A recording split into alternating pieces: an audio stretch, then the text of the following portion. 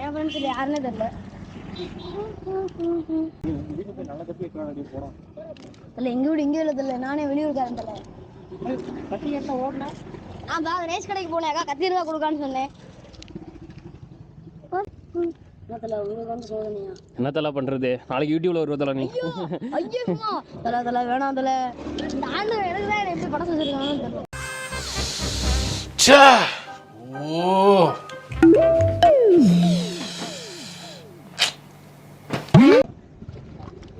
துணி உள்ள போய் சிக்கிக்கிச்சு ப்ரோ. சட்டை மாட்டிக்கிச்சு ப்ரோ.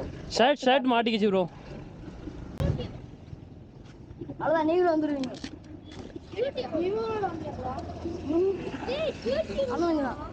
பயந்துள்ள நாங்கள் அண்ணனுங்களா மாட்டிக்கிச்சு உள்ள.